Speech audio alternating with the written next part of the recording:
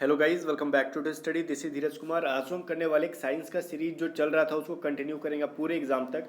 और मैंने आपको बहुत बार एक बुक का नाम बताया, उस बुक को आप बाय नहीं कर पा रहे हो क्योंकि बहुत सारे लोगों को हिंदी में नहीं मिल रहा है वो बुक। तो उस बुक की सारी क्वेश्चंस मैं आपको करा देता हूँ। मैं बार बार बोल रहा था, उस बुक का नाम बार बार मैं नहीं बताऊंगा, ठीक है?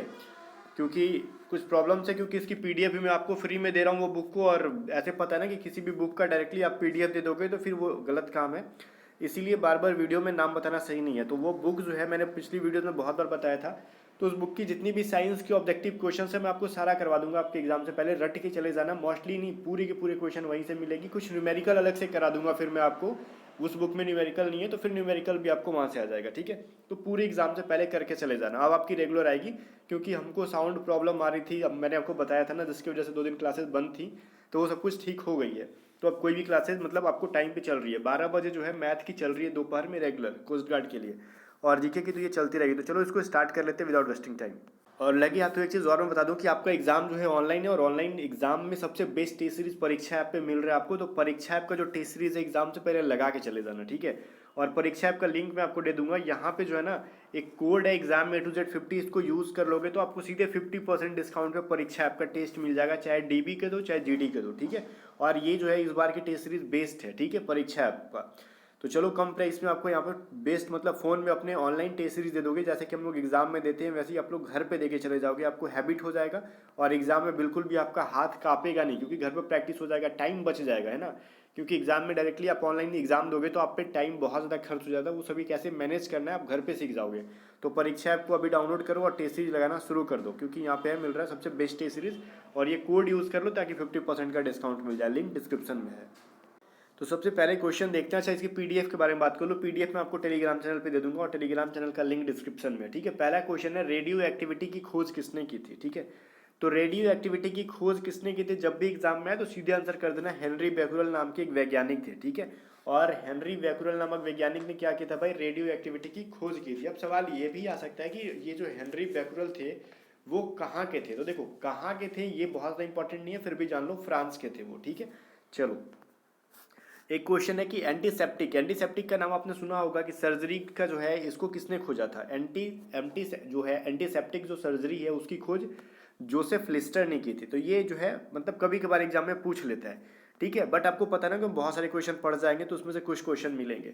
अब ये 1948 में जो है जो परमाणु ऊर्जा आयोग का गठन हुआ था उसका अध्यक्ष कौन थे, तो होमी जहांगीर बाबा थे। तो ये सभी डायरेक्टली आपको रटने वाले क्वेश्चन है। तो मैं आपको आंसर बताते जा रहा हूँ, पीडीएफ भी डाउनलोड करके आप रट लेना। बट पीडीएफ में आपको आंसर नहीं होंगे तो यूट्यूब पे देखना पड़ेगा। तो एक बार यूट्यूब से देख लो, फिर एबीसी करके मतलब क्वेश्चन 1 2 3 का आंसर लिख लो एबीसी, और पीडीएफ में अपने को प्रैक्टिस के लिए पीडीएफ डाउनलोड कर लेना, ठीक है ना? चलो, अब एक क्वेश्चन आता है, E बराबर MC², ठीक है? इसका प्रतिपादन किसने किया था। अब देखो, E बराबर जो MC² है ना, इसी को हम लोग कहते हैं सापेक्षिता का सिद्धांत। और यही बार बार एग्जाम में पूछा जाता है कि किसने किया था। या तो पूछेगा कि E बराबर MC² का खोज किसने किया था, या फिर ई बराबर या फिर सापेक्षिता का सिद्धांत किसने दिया था, तो अल्बर्ट आइंस्टीन ने दिया था। अब लगे आप देख लो, वही क्वेश्चन रिपीट है यहाँ पे जो मैंने जस्ट बताया। सापेक्षिता का सिद्धांत किसने दिया था, आइंस्टीन ने दिया था। वही अल्बर्ट आइंस्टीन को हम लोग शॉर्ट में बोल देते हैं आइंस्टीन, और यही है ई बराबर MC², ठीक है?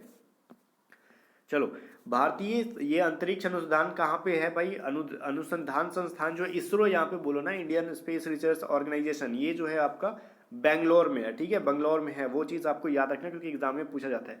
और कुछ कुछ क्वेश्चन को देखना, मैंने ऐसे घेर दिया क्योंकि वो इंपॉर्टेंट है, आपको बार बार डाउट होता है उस चीज़ को लेकर, ठीक है? तो वो चीज़ मैं आपको ठीक से करा दूंगा। अभी देखो, चंद्रशेखर वेंकट रमन को नोबेल पुरस्कार कब मिला था, ये मतलब सर्कल किया इसलिए क्योंकि यहाँ पे कुछ इंपॉर्टेंट फैक्ट बताने हैं मुझे आपको। अब यहाँ पे चंद्रशेखर वेंकट रमन जो थे ना वो इंडियन साइंटिस्ट थे। वो जो उनको नोबेल पुरस्कार 1930 में मिला था। रुको रुको, सवाल आता है कि क्यों मिला था, किस जगह पे, मतलब किस फील्ड में।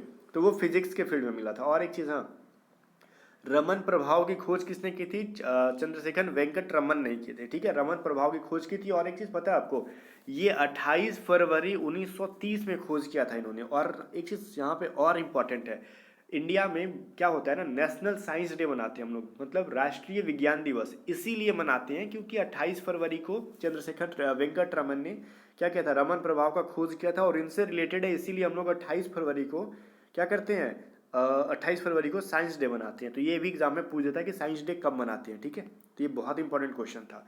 नेक्स्ट क्वेश्चन है, परमाणु के नाभिक की खोज किसने की थी? मतलब कोई भी परमाणु है तो उसकी जो न्यूक्लियस होती है ना वहाँ पे, तो उसकी खोज किसने की थी? तो रदरफोर्ड ने की थी, ठीक है ना। तो ये चीज़ है।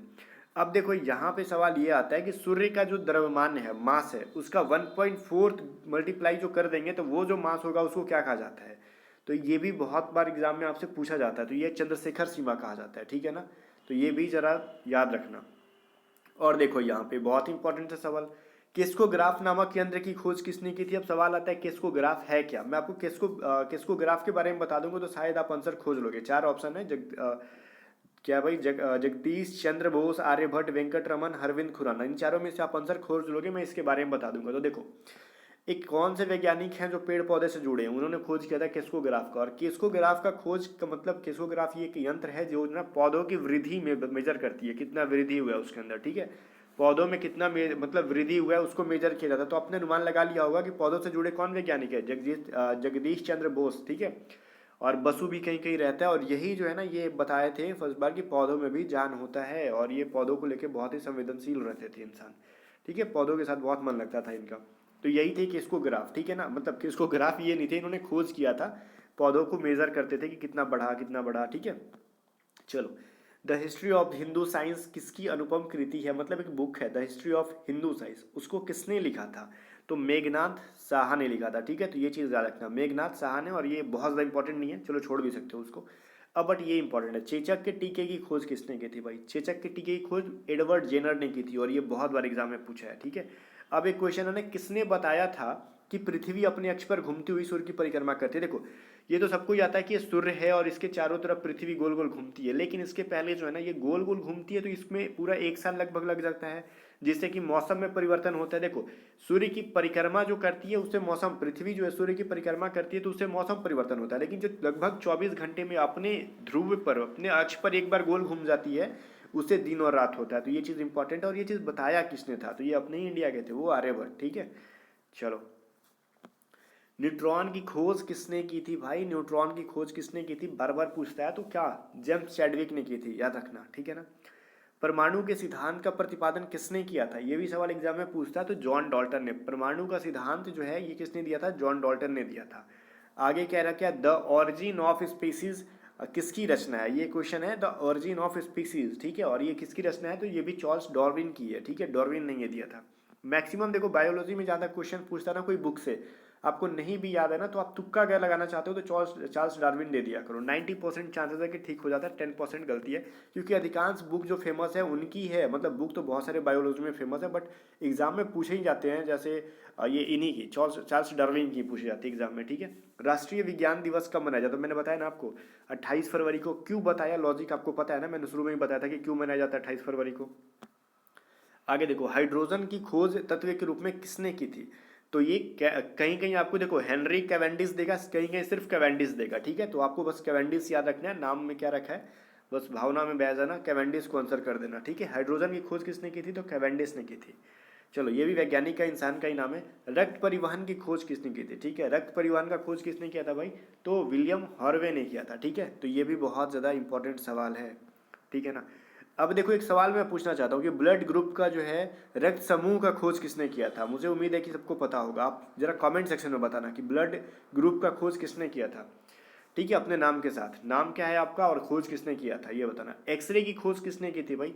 एक्सरे की खोज मतलब एक्स किरण की खोज किसने की थी? ये एग्जाम में पूछा जाता है। तो ये रॉन्टजॉन, ठीक है ना, WC रॉन्टजॉन, ये WC रॉन्टजॉन इनका नाम था, ठीक है। चलो, अब देखो, गति के जड़त्व कहो या फिर गति का नियम कहो, ये दोनों एग्जाम में पूछता था घुमा फिरा के। कभी दे देगा गति के जड़त्व का नियम किसने किया था? तो न्यूटन ने किया था।